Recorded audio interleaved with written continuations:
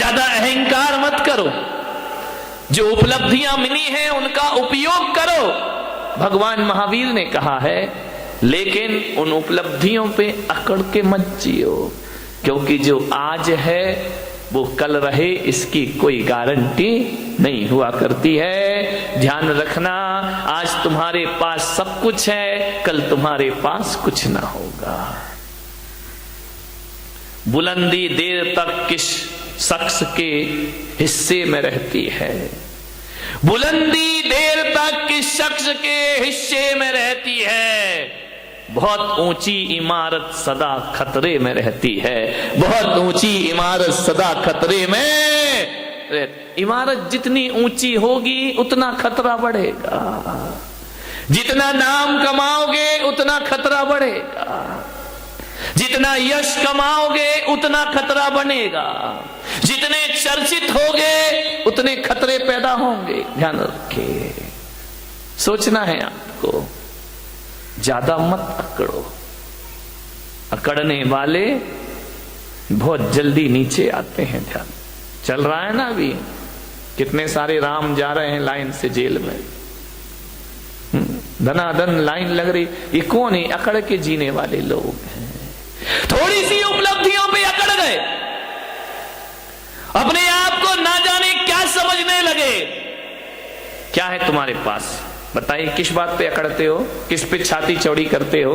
क्या कमाया तुमने? कुछ नहीं कमाया है।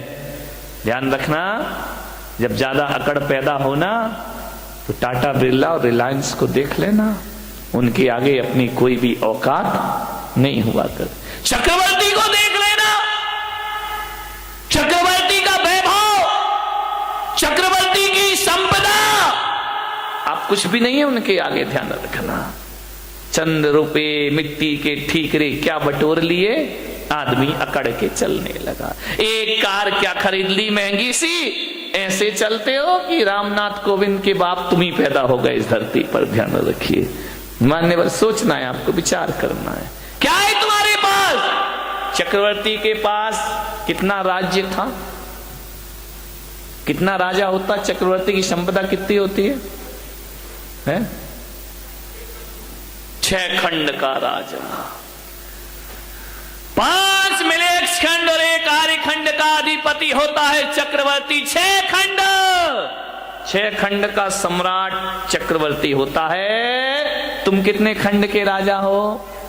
बोलो कितने खंड के? खंड खंड हुए जा रहे हो। ध्यान रखना, तुम्हारा तो 6 खंड का मकान भी नहीं है मेरे भाई, वो तो 6 खंड का राजा होता है। वही ले दे के 2 खंड का मकान होगा, और वो भी बरसात में टप टप टप टप करता, उसमें अकड़ रहे भाई। चक्रवर्ती की 96,000 कितनी कितनी?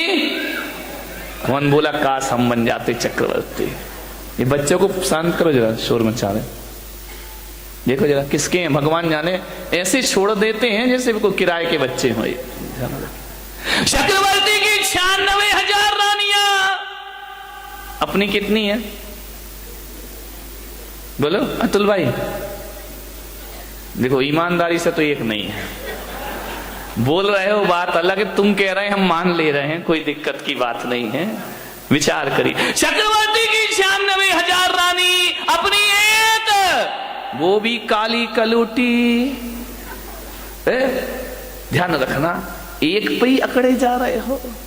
चक्रवर्ती के अश्वशाला में, गजशाला में 84 लाख हाथी। कितने हाथी? कितने हाथी? 84 लाख हाथी। बारामती के चक्रवर्ती हो, कितने हाथी तुम्हारे यहां? बोलो, शांति सेठ नहीं आए क्या? कितने हाथी? जवाहर सेठ गायब है, राजा सेठ। कितने हाथी अपने यहां घर में? एक भी हाथी नहीं। चलो यार, हाथी तो बहुत बड़ी बात है। चक्रवर्ती की अश्वशाला में 18 करोड़ घोड़े। कितने घोड़े? अपने यहां कितने? एक आध घोड़ा।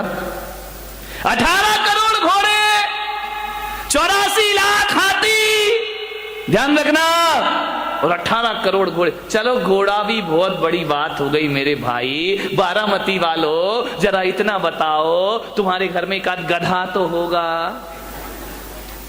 गधा भी नहीं है। ना तुम्हारे घर में हाथी है, ना तुम्हारे घर में घोड़ा है, ना तुम्हारे घर में गधा, एक आध गधा। इधर मत देखो, महिलाएं इतनी होशियार है, गधे का नाम आती बोले इधर देख लो। विचार करिए, 84 लाख हाथी, 18 करोड़ घोड़े, तुम्हारे घर में एक गधा भी नहीं है मेरे भाई। गधा रखने की हैसियत नहीं है तुम्हारी, और अकड़ इतनी है कि शायद चक्रवर्ती के बाप से भी ज्यादा अपने आप को समझ। क्या औकात है चक्रवर्ती के चपरासी की भी हैसियत अपनी। मालूम है चक्रवर्ती भरत के घर में 365 रसोई है। खाना बनाने वाले कितने थे? 365। तुम्हारे घर में काम वाली कितनी है? एक है, वो भी इसकी 2 महीने से तनख्वाह नहीं दी, वो भागने के चक्कर में। ध्यान रखिए, विचार करिए, 365 रसोई है। वो कहते हैं कि चक्रवर्ती अपनी जिंदगी में एक बार जिस थाली में भोजन कर ले, दोबारा वो थाली उसकी टेबल पर नहीं आती है। ध्यान रखना, सोने चांदी के बर्तनों में भोजन करने वाला चक्रवर्ती मान्यवर कुछ नहीं है अपने पास। अकड़ अकड़ के मत घूमो। क्या हैसियत है हमारी, क्या औकात है हमारी। जब अहंकार आए, मान कसाए आए, तो चक्रवर्ती को याद करना, सारा मान मिट्टी में मिल जाएगा मेरे भाई, और मार्दव धर्म तुम्हारे जीवन में प्रारंभ हो जाएगा। आज उत्तम मार्दव धर्म है, होना चाहिए, बहुत होगा तुम्हारे पास। मैं विरोध नहीं करूंगा, लेकिन जो भी है उस पे अकड़िए मत। झुक कर मिलिए, हाथ जोड़कर मिलिए, व्यवहार अच्छा रखिए, विनम्रता से मिलिए। एक बात याद रखना, तुम महंगी कार में बैठकर जैन भवन तो आ सकते हो, महावीर भवन, लेकिन एक बात याद रखना, अहंकार की कार में बैठकर मोक्ष की यात्रा नहीं हुआ करती है। मोक्ष की यात्रा यदि करना है तो अहंकार की कार से उतरना पड़ेगा। अहंकार की कार पे बैठकर मोक्ष की यात्रा नहीं होती, विनय के विमान में बैठकर निर्वाण की यात्रा हुआ करती। झुको, विनम्रता, ये आपके जीवन को सफलता दिलाएगी। अकबर जब दान करता था ना, बहुत बड़े दानवीर हुए अकबर। जब अकबर दान करता था, निर्धनों को, गरीबों को, जरूरतमंद को, तो दान करते समय अकबर की निगाहें झुकी रहती थी। लोगों ने कहा कि सम्राट, बादशाह, आप सारी दुनिया को दान देते हैं, आपको तो बड़ा सिर उठा के दान देना चाहिए। अकबर ने कहा कि नहीं, मैं सिर झुका के देता हूं। बोले क्यों? बोले मैं देता ही क्या हूं। बोले आपके दर पे जो आता है आप उसे जरूर दिया करते हैं। अकबर ने कहा मैं कुछ नहीं दिया करता हूं, ना मेरी औकात है कि मैं कुछ दे सकूं। अकबर ने कहा कि मैं कुछ नहीं देता। तो बोले आपकी निगाहें नीचे क्यों होती है? बस बोले मैं अंदर इतना ही चिंतन चलते रहता है कि ये जो मैं दे रहा हूं ये मेरा नहीं है, देने वाला तो ऊपर वाला होता है। अरे ये मेरी किस्मत है कि उसने मेरे हाथों को स्वीकार किया और लोगों को देना मैंने प्रारंभ किया। देनहार कोई और है, भेजत है दिन रैन। देनहार कोई और है, भेजत है दिन रैन। लोग भरम में रो करे याते नीचे। लोग कहते कि हम दे रहे हैं, आपने बोलियां ले ली, पैसा दे दिया, दान कर, ये आपने नहीं किया। ध्यान रखना, पैसे तो बेश्या के पास भी होते हैं मेरे भाई, लेकिन उस बेश्या के पैसों की कोई कीमत नहीं हुआ करती है। पैसा आपके पास भी है।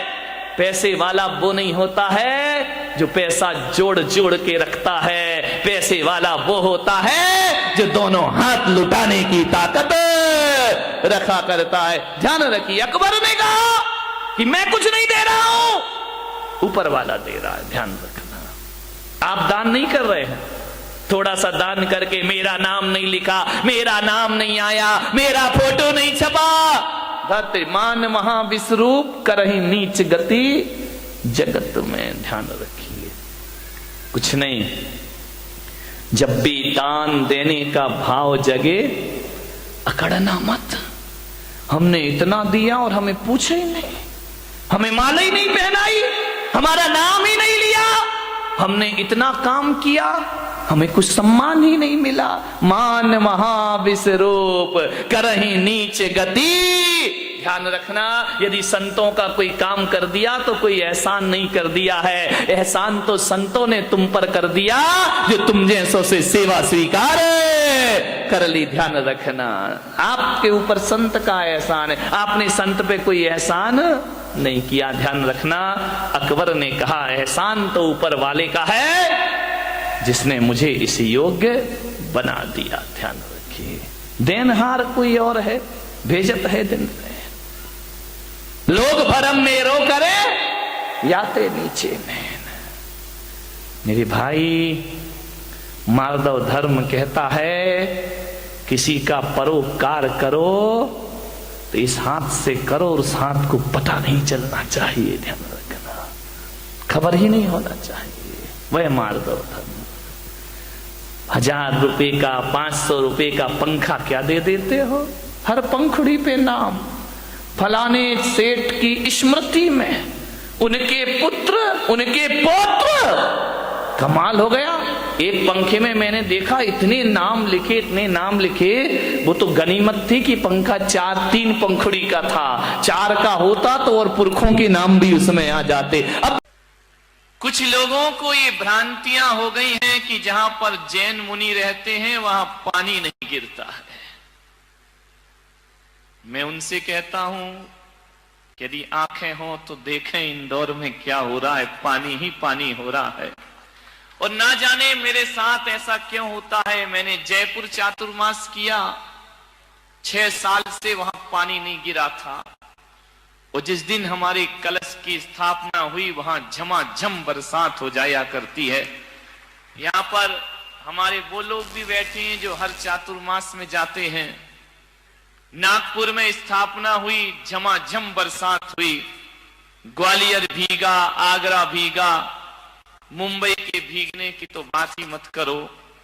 सूरत में पानी, उदयपुर पानी, बांसवाड़ा पानी। और कहते हैं कि इंदौर में पानी नहीं था, इस बार पानी ही पानी हो गया। लोग भ्रांतियां पाल लेते हैं। ये बहुत गलत धारणा पूरे देश में व्याप्त है, कुछ लोगों में, गांव के लोगों में, कि जैन मुनि जाए वहां पानी नहीं गिरता है। आज तो इतना गिर रहा है भाई कि लोग प्रवचन में नहीं आ पा रहे हैं।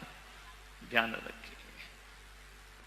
मैंने कहा था ना इंदौर वालों, दशहरा मैदान में जो प्रवचन होंगे, ऊपर से ऊपर वाला बरसेगा और नीचे से मैं बरसूंगा। आप ऊपर से भी भीगेंगे और अंदर से भी भीग जाएंगे। ध्यान रखिए, हरियाली ही हरियाली है।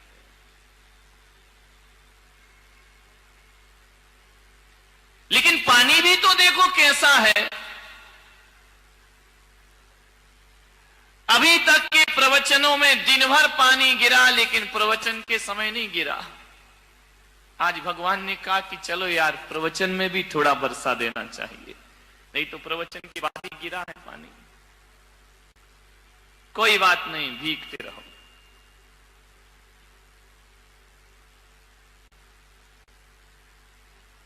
आज थोड़ी सी तुम्हारे परिवारों की बात कर लेता हूं।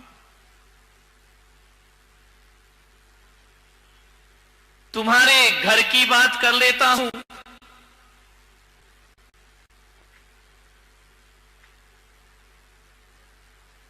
परिवार को चलाना है, परिवार को जीना है, परिवार को मजबूत बनाना है। प्रत्येक सदस्य का यह कर्तव्य होता है कि वह यह संकल्प कर ले कि किसी भी परिस्थिति आ जाए हम अपने परिवार को कभी टूटने नहीं देंगे। ध्यान रखना, पहले के लोग ये सोचा करते थे कि हमारा परिवार कैसे एकजुट रहे, कैसे बंधा रहे, और आज के सोचते हैं ये परिवार कैसे टूट जाए। ध्यान रखना, एक रखो परिवार। परिवार को जोड़ने के लिए 3 बातें आप याद रखिए।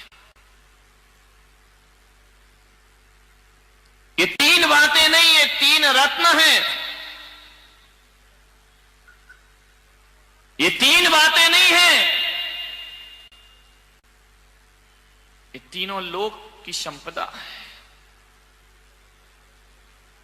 इन्हें केवल 3 बातें समझ के मत छोड़ देना, ये तुम्हारी 3 पीढ़ियों को सुधार देंगे। ध्यान रखना, 3 बातें आपको याद रखना है, और उन 3 बातों से तुम्हारा परिवार चलता है, तुम्हारा घर चलता है, तुम्हारा व्यवहार चलता है, तुम्हारा जीवन चलता है। मात्र 3 बातें याद रखो। 3 का बड़ा महत्व है मेरे भाई। यदि स्टेशन पर तीसरी घंटी बज जाए तो ट्रेन आ जाती है। ट्रेन का जो लोग इंतजार करते हैं, पहली घंटी, दूसरी घंटी, तीसरी बजी की ट्रेन आ गई। 3 का बड़ा महत्व है। विद्यार्थी स्कूल में परीक्षा देने जाते हैं, 3 घंटे बजते पेपर छीन लिए जाते हैं, क्योंकि 3 घंटे बज गए। 3 घंटी यदि बज जाए, 3 का बड़ा महत्व है। मोक्ष मार्ग में भी 3 का महत्व है। सम्यक दर्शन, सम्यक ज्ञान और सम्यक चारित्र्य जिसे मिल जाए उसे मुक्ति हो जाया करती है। और तुम्हारे रसोई घर में जाके देखो तो प्रेशर कुकर की 3 सीटी बज जाए तो भोजन पक जाया करता है, फिर और 4थी सीटी का इंतजार नहीं हुआ करता है। और जिंदगी को देखो तो बचपन, जवानी और बुढ़ापा, यहां भी 3 है। और 3 ही रोग लगे हैं। महावीर कहते हैं तुम्हारी जीवन में जन्म, जरा और मृत्यु। पूजा में पहले यही सोच के तो जल चढ़ाते हो ना कि जन्म का नाश हो जाए, जरा का नाश हो जाए और मृत्यु का ना। और जिस दुनिया में तुम रहते हो उसमें भी 3 लोक हैं, ऊर्ध्वलोक, मध्यलोक और पाताल लोक। एक पाताल लोक है, एक नरक लोक है, मनुष्य लोक है और स्वर्ग लोक। ये 3 ध्यान रखना, 3 हर जगह महत्वपूर्ण होते हैं। वैदिक परंपरा कहती है ब्रह्मा, विष्णु, महेश 3, और जैन परंपरा कहती है कि जासो पूजो परम पद देव शास्त्र गुरु 3 का ही महत्व। जहां जाओ वहां 3 है। और ये मत सोचना कि 3 तिगाड़ा काम बिगाड़ा। 3 से काम बन भी जाता है और 3 से काम बिगड़ भी जाया करता है। 3 का बड़ा महत्व होता है। 3 से ही हमारी दुनिया चलती है। 3 से, और कहते ना, 1 बार माफ करो ठीक है, 2 बार माफ करो ठीक, तीसरी बार कोई माफ नहीं करता। ध्यान रखना, सोचना है आपको। 3 का बड़ा महत्व है। और जिस घर में 3 बहुएं हो, समझ गए ना, ये नहीं तो वो नहीं तो वो नहीं तो एक वाली कहां जाएगी बेचारी, कोई ठिकाने नहीं है।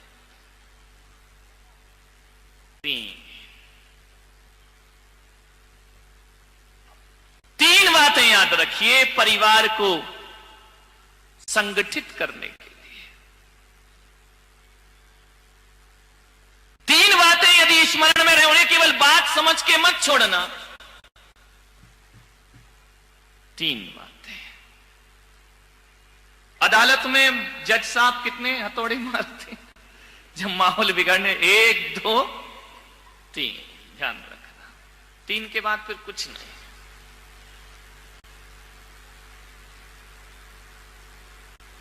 समझ लो तो ये 3 बातें जीवन का बहुत बड़ा सूत्र है। ना समझ पाओ तो कोई बात भी नहीं है। 3 नदियां बड़ी प्रसिद्ध हैं, गंगा, जमुना, सरस्वती। संगम हो जाता जहां तीनों मिल जाए, प्रयागराज बन जाता है, तीर्थ स्थान बन जाया करता है। इसलिए 3 ही दे रहा हूं उसे, चाहे गंगा समझो, चाहे जमुना समझो, तुम्हारी मर्जी है। सरस्वती समझो, तुम्हारी मर्जी है। अरे सम्यक दर्शन समझो तो तुम्हारी मर्जी है। सम्यक ज्ञान, सम्यक चारित्र समझो तो तुम्हारी मर्जी है। और जीवन में 3 का ही महत्व होता है। एक मां का महत्व होता है, एक महात्मा का महत्व